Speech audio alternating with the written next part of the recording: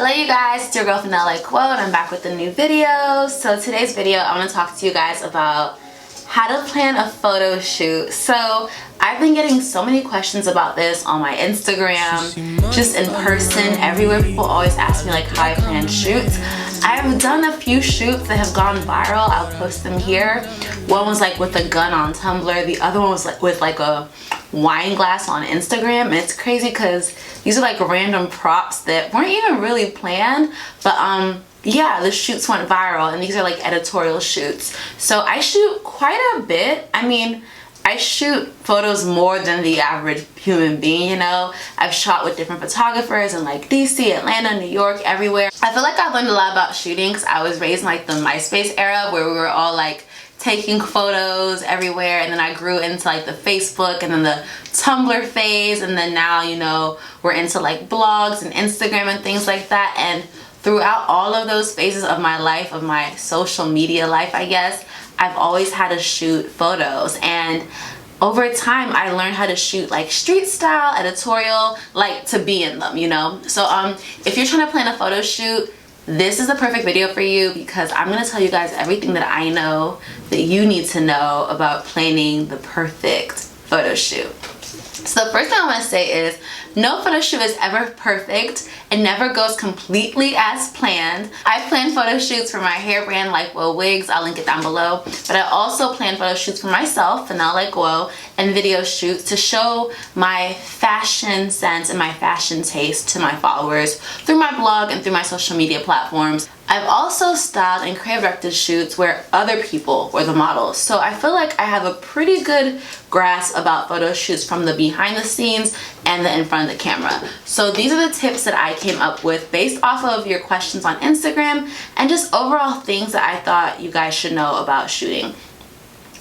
First of all, why should you have a photo shoot? You're probably wondering like, what is the point of a photo shoot if you're not someone who shoots like that? Well, one is photo shoots are a great way to market your brand. And if you don't have a business, you still have a brand, your brand is you. It's a great way to market you, to sell you, to really get people to engage in your lifestyle. It's a great way to get people to just really like see your brand through a visual. Photo shoots don't have to be for you if you're a blogger. They can be for you if you're a creative director, a stylist, a model, a photographer, a makeup artist, a business owner. All of us need a photo shoot for something. So the first thing is you need to try to plan your photo shoot. Plan your photo shoot. It can save you a lot of time, a lot of stress, a lot of hassle. And when it comes to planning, I would say the things that you really need to focus on are from finding a team to scheduling and even finding a location. All of these things have to do with the planning process. The better you plan, especially if you're not experienced in this, I feel like you'll feel more like, you know, secure and less nervous. So you want to plan your shoot. One thing that I used to plan my shoot is I use my phone. Like I save things on my phone that I want to show a photographer or show other people. I also use Canva to create mood boards, which I'll get into more later. The next thing is you want to have a vision for your shoot. Now, your vision doesn't have to be exactly how the photo will come out because your vision will never be exactly how the photo will come out. These shoots that I'm showing here on the side of me, none of them did I envision would come out that way. Like literally, like that gold photo of me that went viral with the wine glass, that photo shoot was one of my like least planned photo shoots and most impromptu. I know that's kind of like negating my last statement about planning, but what I did plan that day was I planned I'm gonna have a shoot. It's gonna be awesome. I'm gonna shoot with this person. I'm gonna wear this wig and this outfit. But I kind of planned that photo shoot really fast. And that's one thing. If you keep having shoots, you will keep getting better. So don't think that, oh, I'm not good at shoots yet. The more and more you shoot, the better and better you'll become, and then you'll start having really impromptu shoots like me. But you want to have a vision. You want to kind of know, like, especially if you're marketing something, you want to kind of know like what result do you want to get. Like when I shoot my wigs, I want people to kind of like envision themselves in the wig. So I get models that look different. I show the wig from like the front, from different angles and things like that. So if you're a blogger, what's your vision? Do you want your brand to be more of like a street style blog or more like a high fashion blog? Do you want to mix both together?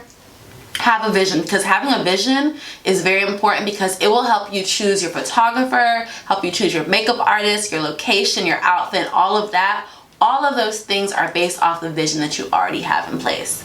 The next thing I would say is like choose a theme or aesthetic, kind of like what I said before. Like for me, I love shooting editorials, like that's what I love, but I will say, to me personally, and I also heard Cam Kirk, he said the same thing, that editorials are the hardest thing to shoot. So editorials are hard to shoot because they're so pretty, like they're so like perfect. They're not really as how do I say, as organic, and they don't just happen. Like if I'm shooting like a street style like of my outfit, like I just have to like get cute, get dressed, go outside somewhere and someone can shoot me. When it comes to editorials, they usually have more of a theme that's really honed out, and you really have to put more thought into them. So if you're someone who wants to shoot editorials, I would say keep practicing over and over again, because you'll start to see that everything I said before, like location, styling, everything matters, but also things like set design, things like a photography assistant, things like an editor, a retoucher, because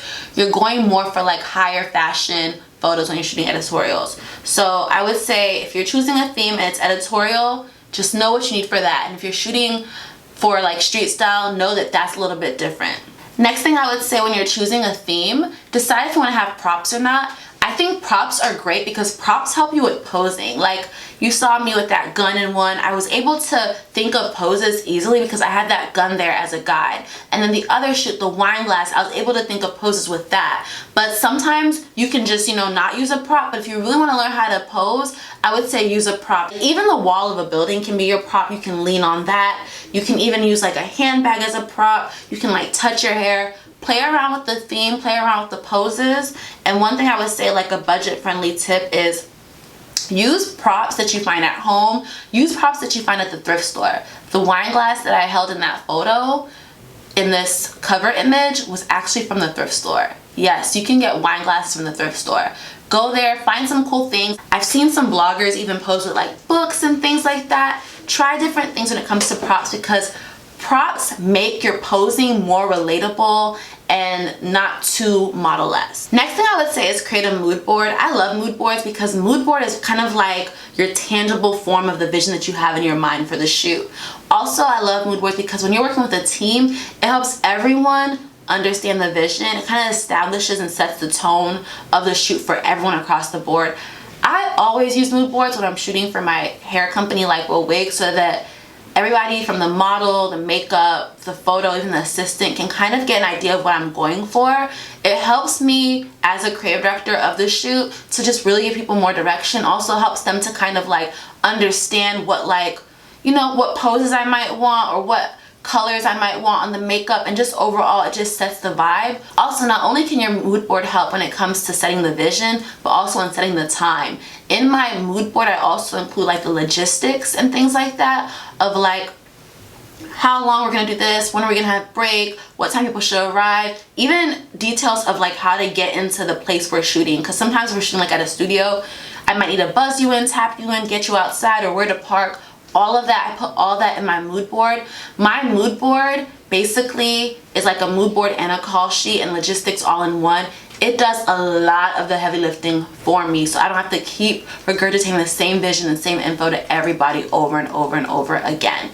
If you guys want me to make a video about like how to create a mood board, let me know. That's a whole separate video. The next thing you need like to plan a really good shoot is a team. Now your team doesn't have to be like 8,000 people, but it needs to be at least a model and a photographer, or like you and a photographer, just basically you and someone taking the photo. So there's so many people that can be a part of your team when it comes to shooting. Sometimes when I shoot, it's just me and a photographer, but sometimes when I shoot or do shoots for my brand, it's like a creative director, it's models, it's stylists, it's makeup artist, it's a hairstylist, it's different things like that. If you're shooting like for your personal brand, you don't even need all those people to be in the same room. You can just like go get your hair done, go get your makeup done, then go shoot with a photographer, and then you're done. You get me? But basically you have to find people that really fit the style and the vision that you want for the shoot. I shoot with a lot of different photographers. I choose them based off the feeling that I'm trying to evoke through the shoot. If I want to do something like high fashion editorial, I'm usually going with people like my friend Benny Rose or my friend Taya, and I'll tag them here. If I'm going for like street style, I'm usually gonna go with my friend like Tommy 4K or my friend Toby. If I'm going for like studio, there's like different people that I'll shoot with. Right now in New York, there's a girl named Dan who I like to shoot with. She's really good at like both street style, editorial, studio. I mean, all the photographers are good at like a lot of different things, but like when it comes to certain things, I have people that I like to shoot with. You want to try shooting with different photographers when you're planning shoots and when you're doing shoots, because as you shoot with different people, you see what you like, what you don't like. You'll also see how you like to work, and also it's just good to collaborate with other people overall for your brand, to grow your brand and to grow theirs as well. I love shooting with all these photographers I mentioned. I'll link them down below. If you want to book them or shoot with them, tell them that I sent you. Tell them that I sent you, okay? Lastly, for your team, sometimes you might want to have an assistant, especially if you're doing like a shoot that's like for like marketing and things like that. You might want to have an assistant for quite a few reasons. One, they can take behind the scenes photos, and you guys know people love the behind the scenes on Instagram, on Snapchat, all of that. They can also help with videography. They can iron any clothes, set up props. They can pick up food for your staff. If you're doing shoots for your business, I always try to feed people. Even if I'm not paying the models, I will always feed the models. Always feed the models. If you feed people, they will love you. Your assistant can also help with like setup and cleanup, running the social media during the shoot, answering questions or needs of the team, answering your phone calls, and helping people with directions. Sometimes, like when I used to shoot in my old apartment in Atlanta, I had a studio in my living room, and the only way to enter my apartment, if you had a car, I had to tap you in. So I would give my assistant the phone, and they would tap people in for me so I could focus on the shoot. Okay, when it comes to choosing like locations, one thing I do is, if I'm like outside or driving somewhere or going somewhere, if I see a location that I think I could shoot at, I always save the address in my phone. I have like a folder in my notes on my iPhone that just has different locations and kind of like maybe like a brief description about it. Like it might be like, oh, this location had a pink wall, or this location looked very Victorian, or this location looked high fashion or had gold walls or something like that. Just because like sometimes like you don't want to keep shooting in the same place. You want to kind of switch it up, because all of this makes your shoot more like dimensional and it brings more life to your shoot. You will not believe it, but really location can make or break a shoot. Your location can evoke a completely different type of emotion out of your shoot. Styling is one aspect of it, but when you start to like choose a location, like let's say I shoot a high fashion like modelish dress in like a very grungy neighborhood, that has one look, versus if I shoot it at like a very fancy like museum, that's a whole different look, and they're saying and communicating two completely different things to your audience. So you want to really think about the emotions you're trying to evoke when you're doing your location. If you're a blogger, you might want to be like, okay, I'm the girl on the go. You might want to walk through a city, you know, maybe where there's taxis if you're in New York, kind of to give that whole New York vibe or vibe of wherever you are. You want to find places in your city that really evoke what you're trying to ultimately go for through your shoot. The next thing I would say is you need to you need to decide like if you may want to use a studio. Like you might want to use a studio for your shoot. The good thing about studios is like you can control the lighting, control things, and also shooting in a studio has nothing to do with the weather outside. So if it's raining, you can still shoot, you can still get it done and all of that. That's very convenient for you, because sometimes like if it rains, you have to cancel your shoot. But if you're shooting in a studio, rain or shine, you can still shoot. You also do want to have a schedule. You want to overestimate the time for your shoot. Like if you think it's just gonna take 1 hour, just say it's gonna take 3, because shoots usually go over time. I've never seen shoots really go under time. They usually go over time. Things can happen. Yeah, things can happen. Things can happen.